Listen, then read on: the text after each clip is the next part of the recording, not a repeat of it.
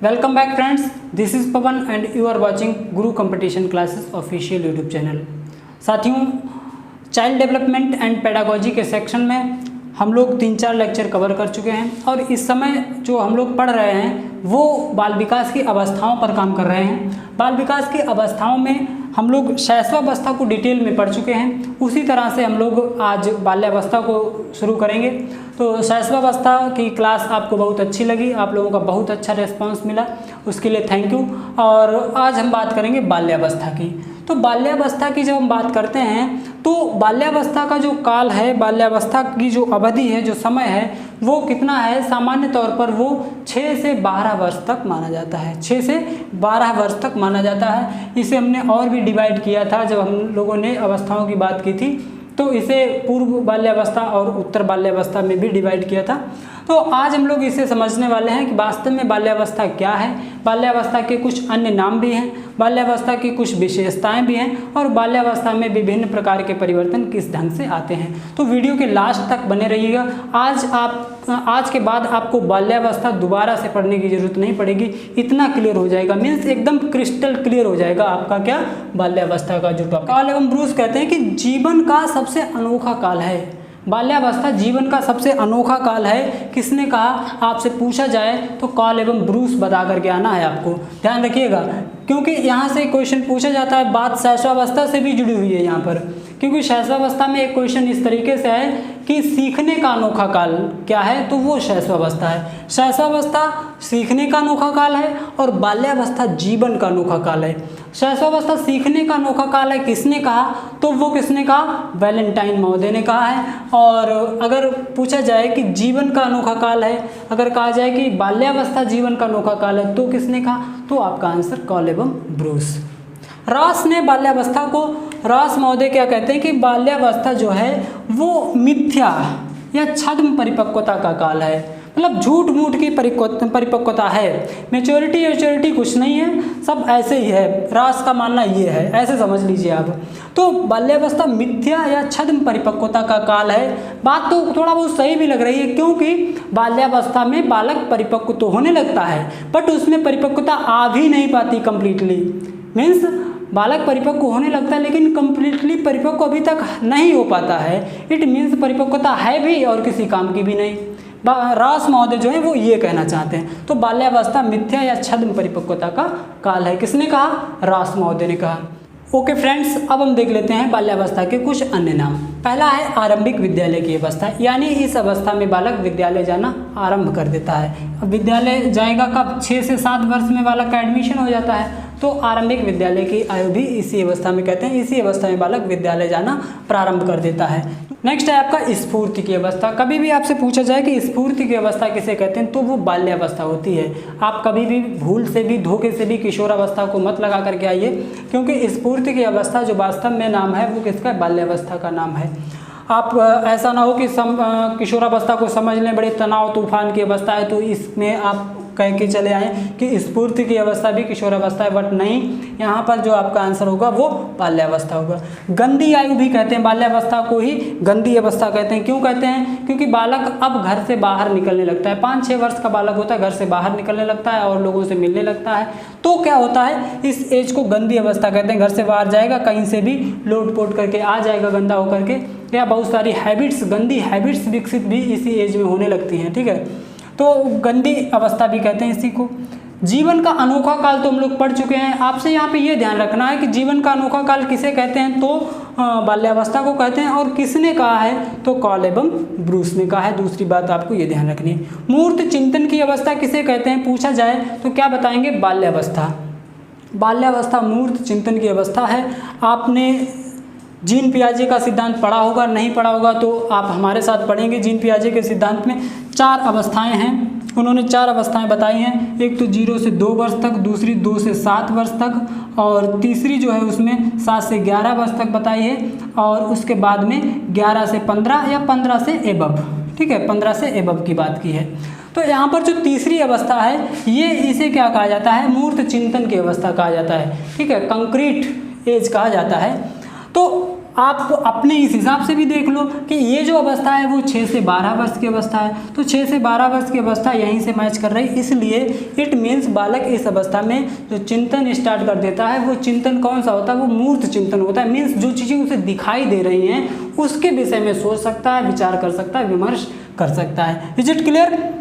Okay, next point है आपका समूह या टोली की अवस्था। समूह या टोली की अवस्था, बालक समूह पसंद करने लगता है, किसमें? बाल्यावस्था में। तो समूह का सदस्य बनने लगता है। आपसे क्वेश्चन ये पूछा जाए कि किस एज में बालक समूह पसंद करने लगता है, या समूह की एक्टिविटीज में भाग लेने लगता है, या टोली बनाने लगता है, तो सारे क्वेश्चंस का आंसर क्या है? बाल्यावस्था में। लेकिन एक क्वेश्चन यहाँ से थोड़ा सा मॉडिफाई करके पूछा जाता है कि किस आयु में बालक समूह का सक्रिय सदस्य हो जाता है। तो जब पूछा जाए समूह का सक्रिय सदस्य हो जाता है तब आंसर आपका किशोरावस्था हो जाएगा। यहाँ पर बालक समूह को पसंद करने लगता है, समूह का हिस्सा बनने लगता है, समूह एक्टिविटीज़ में भाग लेने लगता है, मीन्स समूह उसे अच्छा लगने लगता है, समूह की हैबिट उसमें डेवलप होने लगती है। लेकिन समूह में सक्रिय जो है भागीदारी उसकी हो जाती है, तो सक्रिय रूप से जो भूमिका अदा करता है समूह में वो आपकी किशोरावस्था होती है। समूह का सक्रिय सदस्य पूछा जाए तो किशोरावस्था आंसर होगा। Is it clear? तो ये सारे नाम थे। अब हम बात कर लेते हैं बाल्यावस्था की विशेषताओं के बारे में। पहली विशेषता तो है कि आत्मनिर्भरता आने लगती है बालक में। अब आत्मनिर्भरता आने लगती है। बाल्यावस्था में क्या होता है? बालक आत्मनिर्भर होने लगता है। शैशवावस्था में आपने एक पॉइंट लिखा होगा कि आपने पढ़ा होगा उसमें कि बालक पर निर्भरता पाई जाती है, बालक में दूसरों पर निर्भर होता है। लेकिन यहाँ पर क्या है? बालक कुछ आत्मनिर्भर होने लगता है, खुद से चल सकता है, खुद से पानी लेकर के पी सकता है, खाना मांग सकता है, मीन्स जो अपनी छोटी मोटी ज़रूरतें हैं उनके लिए आत्मनिर्भर होने लगता है। तो आत्मनिर्भरता आने लगती है। विकास की गति मंद पड़ जाती है। यस, ये पॉइंट सबसे इम्पॉर्टेंट है। बाल्यावस्था में विकास की गति थोड़ा मंद पड़ जाती है, और विकास की गति कभी मंद होती कभी तेज होती है। तो गति की असमानता का सिद्धांत आपने पढ़ा होगा बाल विकास के सिद्धांतों में। तो ये जो अवस्था है इसमें विकास की गति थोड़ी मंद पड़ जाती है। इसका मतलब ये नहीं कि विकास की प्रक्रिया रुक जाती है, इसका मतलब ये है कि शैशवावस्था में जो भी अंगों का विकास हुआ है उसमें मैच्योरिटी आने के लिए ये गति जो है थोड़ी सी मंद पड़ जाती है। नेक्स्ट है आपका सामाजिक या नैतिक गुणों का विकास तेजी से होता है। सामाजिक और नैतिक गुणों का विकास बाल्यावस्था में तेजी से होने लगता है। कैसे होने लगता है कि शैशवावस्था में बालक के विकास का क्षेत्र कितना था? उसके घर में जो सदस्य हैं केवल घर तक ही सीमित था। तो घर में जो सदस्य थे उनकी चीज़ों को सीखा उसने, उनके व्यवहार को सीखा, तो उसमें जो भी बातें थी वो उसने सीख पाई हैं। लेकिन अब क्या है? बाल्यावस्था में बालक का जो क्षेत्र है वो विस्तृत हो जाता है। एक क्वेश्चन क्षेत्र से पूछा जाता है कि शैशवावस्था में बालक का क्षेत्र क्या होता है। तो शैशवावस्था में अगर हम क्षेत्र की बात करें, शैशवावस्था में अगर हम क्षेत्र की बात करें तो शैशवावस्था में क्षेत्र उसका परिवार है।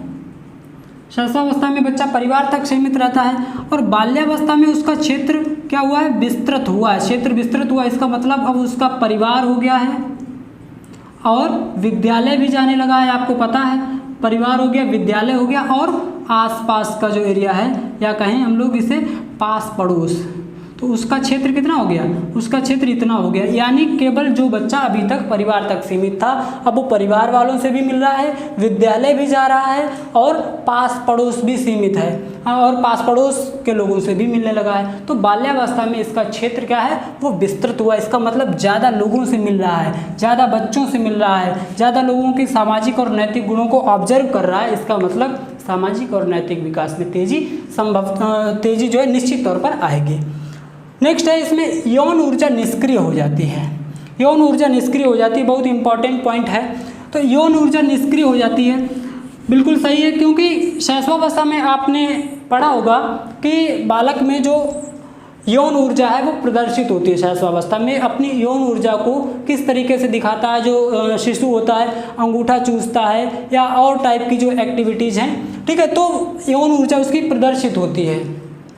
लेकिन इसमें यौन ऊर्जा है निष्क्रिय हो जाती है। इसलिए यहाँ से एक बहुत इंपॉर्टेंट क्वेश्चन पूछा जाता है कि किस अवस्था को यौन ऊर्जा का प्रसुप्ति काल कहते हैं। प्रसुप्ति काल कहते हैं। यौन ऊर्जा का प्रसुप्ति काल किसे कहा जाता है? या यौन ऊर्जा का प्रसुप्ति अवस्था, प्रसुप्तावस्था किसे कहते हैं, तो वो क्या है, बाल्यावस्था है। तो ध्यान रखिएगा, ये इंपॉर्टेंट पॉइंट है, आपको ध्यान रखना है। रुचियों में परिवर्तन होने लगता है। जाहिर सी बात है कि ज़्यादातर लोगों से मिलेगा और सोसाइटी की अलग अलग चीज़ों को ऑब्जर्व करेगा तो उसकी रुचियों में चेंज होगा। पहले बच्चा जो एक टाइप का छोटा सा खिलौना और झुंझुना जो पसंद करते था, वो अब क्या करता है, अब उसकी रुचियाँ अलग हो गई हैं। अब उसे मोबाइल चाहिए, अब उसके पढ़ने के लिए कंप्यूटर चाहिए और इस टाइप की उसकी ज़रूरतें बन गई, इस टाइप की उसकी रुचियाँ हो गई। तो रुचियों में परिवर्तन होता है, क्योंकि सोसाइटी और मिलने जुलने वाले लोगों में जैसे परिवर्तन होता है वैसे ही हमारी रुचियों में परिवर्तन होने लगता है। बालक बहिर्मुखी होने लगता है। बालक बहिर्मुखी का मतलब क्या है, शैशवावस्था में बालक अंतर्मुखी होता है या अहम केंद्रित होता है। आपने ये बात सीखी थी, मीन्स बालक अपने तक सीमित था, अपने विषय में सोचता था, उसके लिए अगर सही है तो समझ लो ऑल इज वेल, सब कुछ सही है, सब कुछ राइट है। लेकिन यहाँ पर बालक थोड़ा बहिर्मुखी होने लगता है, अपने साथ साथ समाज को ऑब्जर्व करता है, मिलने जुलने वालों को ऑब्जर्व करता है, खुलकर बात करने लगता है। कोई भी बात पूछो, पिताजी घर पर हैं, यस हैं, चाहे पिताजी ना बताना चाहते हो कि बता देना घर पर नहीं है, बाहर हैं। लेकिन स्टूडेंट इतना बहिर्मुखी होता है, किसी ने पूछा पिताजी घर पर हैं, यस अंकल जी अभी बुला रहे हैं, होता है कि नहीं, यस, तो बालक बहिर्मुखी होने लगता है। नेक्स्ट है आपका चोरी करना, झूठ बोलना सीख सकता है, क्योंकि संगति चेंज हो रही है, सोसाइटी उसका जो क्षेत्र है विस्तृत हो रहा है। अब जैसे लोगों से मिलेगा वही गुण उसमें विकसित होंगे। तो चोरी करना, झूठ बोलने वाली जो आदतें हैं उनके विकसित होने की संभावना बाल्यावस्था में ही हो जाती है। Is it clear? तो ये सारी आपकी जो हैं विशेषताएं थी बाल्यावस्था की। अब हम बात करते हैं बाल्यावस्था में शारीरिक विकास के। शारीरिक विकास कैसे कैसे होता है? पहली बात तो ये है कि बालिकाएं बालकों से लंबी हो जाती हैं, बालिकाएं जो होती हैं उनकी लंबाई बालकों से ज़्यादा हो जाती है। नेक्स्ट है इसमें हड्डियों की बात कर रहे हैं। हड्डियों का जो विकास होता है, मीन्स हड्डियों की जो संख्या होती है वो बाल्यावस्था में बढ़ जाती है। जन्म के समय 270 हड्डियाँ आपको बताई थी, शैशवावस्था में 270 हड्डियाँ रहती हैं। उसके बाद में बाल्यावस्था में इनकी संख्या बढ़कर के 350 हो जाती है। मांसपेशियों की बात करें तो मांसपेशियों का विकास 35% हो जाता है, 35%। और हृदय की धड़कन की बात करें, अगर हृदय की धड़कन की बात करें तो हृदय की धड़कन जो होती है वो कितनी होती है, 100 पर मिनट। यानी हृदय जो है इसका, बालक का दिल धड़कता है बाल्यावस्था में कितना, 100 टाइम पर मिनट। क्लियर है? तो शारीरिक विकास का क्रम ये था। नेक्स्ट पॉइंट है हमारा मानसिक विकास। बाल्यावस्था में मानसिक विकास कैसे कैसे होता है, क्या क्या परिवर्तन होते हैं वो देखते हैं। यहाँ पर वस्तुओं में विभेद करने की क्षमता का विकास हो जाता है। बाल्यावस्था में बालक ये समझ सकता है कि कोई एक वस्तु किस आधार पर समान है किसी दूसरी वस्तु से, और या किसी दूसरी वस्तु की अपेक्षा उसमें क्या कमी है। मीन्स समानता और डिफरेंस को समझने की क्षमता हो जाती है, मतलब ability to differentiate things to one another. Means एक दूसरी वस्तु के बीच में डिफरेंस करना सीख जाता है। दूसरा है बालक कहानियाँ सुनाने लगते हैं। इसका मतलब ये है 6 से 12 वर्ष की अवस्था के दौरान बालक बहुत सारी चीज़ें सीख लेते हैं, बहुत सारी कहानियाँ सीख लेते हैं और वो अन्य सदस्यों को सुनाने भी लगते हैं। नेक्स्ट है इसमें समय, दिन, वर्ष, दिनांक आदि का ज्ञान हो जाता है। ठीक है, समय, दिन, वर्ष, दिनांक इसकी भी जानकारी हो जाती है। ये सारी चीज़ें मानसिक विकास के ही अंतर्गत आती हैं। नेक्स्ट है आपका तार्किक चिंतन। बालक तार्किक चिंतन करना सीख लेता है। आपने जीन पियाजे का सिद्धांत आप लोग अभी पढ़ेंगे तो समझ में आएगा कि जीन पियाजे ने तीसरी अवस्था बताई है 7 से 11 वर्ष तक, और वही अपनी है 6 से 12 वर्ष तक। तो उस अवस्था में वो बताते हैं कि बच्चे इस अवस्था में चिंतन करना स्टार्ट कर देते हैं, तर्क करना स्टार्ट कर देते हैं। और ये चिंतन कैसा होता है, मूर्त टाइप का होता है। तो अभी विशेषताओं में आपने पढ़ा भी होगा कि बालक मूर्त चिंतन स्टार्ट कर देते हैं। कठिन शब्दों के अर्थ को समझना। ठीक है, कितने एज में, 10 वर्ष का बालक है वो कठिन शब्दों के अर्थ समझने लगता है, उसमें मैच्योर हो जाता है। नेक्स्ट और सबसे इम्पॉर्टेंट है कार्य कारण संबंधों की जानकारी हो जाती है। 12 वर्ष के बालक में कार्य कारण, कोई भी काम हो रहा है वो क्यों हो रहा है, उसका कारण क्या है, मीन्स कार्य कारण, ऐसा काम हुआ है तो क्यों हुआ है।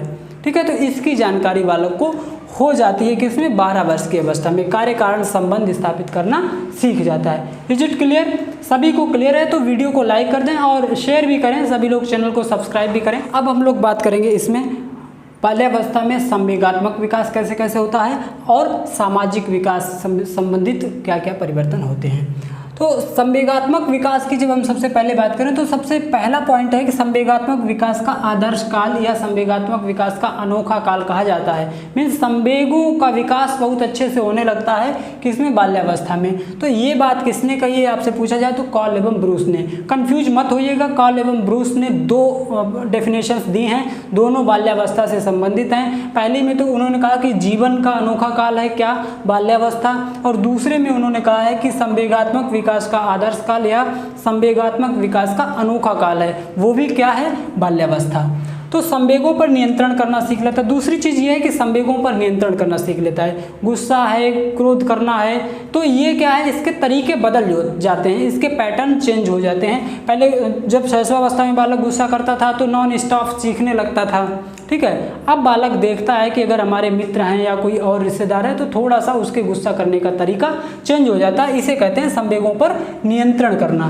क्लियर है। इच्छा की पूर्ति न होने पर निराश होता है, तो निराशा का भाव भी आ सकता है अगर बालक की इच्छाओं में कोई अवरोध आता है। अगर बालक की इच्छाएं अगर इच्छाओं की पूर्ति नहीं होती है तो बालक निराश भी हो सकता है और ये स्वाभाविक भी है। नेक्स्ट है सामाजिक विकास। सामाजिक विकास की अगर हम बात करें तो सामाजिक विकास का मतलब समाज से जुड़े उसका सोशल डेवलपमेंट कितना होता है, तो वो क्या है कि समूह और टोली निर्माण करने लगता है बालक। मीन्स बहुत सारे दोस्त बनने लगते हैं इसके और एक ग्रुप बन जाता है इसके दोस्तों का, एक जैसी हैबिट्स रखने वालों का, तो समूह या टोली निर्माण करने लगता है। नेक्स्ट है मित्र बनाने की इच्छा। भाई जब मित्र बनाने की इच्छा होगी तभी तो उसकी टोली बनेगी, तभी तो समूह बनेगा। तो मित्र बनाने की भी इच्छा होती है। और मित्रता में आपको ध्यान रखना है कि बाल्यावस्था एक ऐसी अवस्था है, इसमें जो मित्रता होती है उसमें जो बॉयज़ की मित्रता होती है वो बॉयज़ से ही होगी, बॉयज़ के मित्र होंगे और गर्ल्स जो हैं वो गर्ल्स की मित्र होंगी, ठीक है। तो बॉयज़ की मित्रता होती है और गर्ल्स की मित्रता होती है बाल्यावस्था में। तो ध्यान रखिएगा, मित्र बनाने की इच्छा होती है। लेकिन किशोरावस्था में पहुंचते हैं तो ये पैटर्न चेंज होता है, उसमें बॉयज़ जो हैं वो गर्ल्स की तरफ अट्रैक्ट होने लगते हैं और गर्ल्स जो हैं वो बॉयज़ की तरफ अट्रैक्ट होने लगती हैं। तो वो अवस्था कौन सी है, किशोरावस्था। ध्यान रखिएगा इसे। तो नेक्स्ट है इसमें आपका सहयोग, मित्रता, सद्भावना आदि गुणों का विकास होने लगता है। समाज से जुड़ेगा, स्कूल जाएगा, टीचर से कुछ सीखेगा, कुछ माता पिता से सीखेगा, कुछ और लोगों से सीखेगा, तो उसमें सहयोग की भावना है, मित्रता की भावना है और सद्भावना की भावना का विकास जैसे गुणों का विकास होने लगता है। Is it clear. नेक्स्ट है बहिर्मुखता। बहिर्मुखता की बात कर रहे हैं ना कि जो एक्चुअल है वही बताता है बालक। तो बहिर्मुखता का विकास जब ही तो होगा जब सोसाइटी से जुड़ेगा, जब उसमें सहयोग की भावना होगी, मित्रता का भाव होगा, तो बहिर्मुखता का विकास भी किस में होता है, बाल्यावस्था में होता है। नेक्स्ट पॉइंट है नकारात्मकता की पॉसिबिलिटी रहती है। ध्यान रखिएगा, नकारात्मक गुणों का विकास होने के भी चांस रहते हैं, जैसे चोरी करने वाला गुण है या झूठ बोलना, इस टाइप के जो अवगुण जिन्हें कहा जाता है। तो ये जो चीज़ें हैं नकारात्मक हैं, इनका भी विकास हो सकता है इसी अवस्था में अगर बच्चे को सही तरीके से गाइड नहीं किया गया और उसे अच्छे से काउंसिल नहीं किया जाएगा। तो साथियों, आज की इस क्लास में हम लोगों ने बाल्यावस्था के सारे फैक्ट, सारी चीज़ों को समझा और नेक्स्ट क्लास में हम लोग मिलेंगे किशोरावस्था की क्लास के साथ। उसे भी इसी तरीके से एक एक पॉइंट एकदम डीप में इस तरीके से पढ़ेंगे कि उस अवस्था से या कोई भी अवस्था, कोई भी टॉपिक को आपको इसी तरीके से पढ़ाया जाएगा कि अगर वहाँ से पूछा जाएगा तो कोई ऐसा क्वेश्चन नहीं पूछा जाएगा जो आपने पढ़ा ना हो, इसकी इतनी गारंटी रहेगी। तो आप इसी तरीके से साथ देते रहिए और चैनल को सपोर्ट करते रहिए। मिलते हैं नेक्स्ट क्लास में। Till then keep learning and keep practising. Thank you.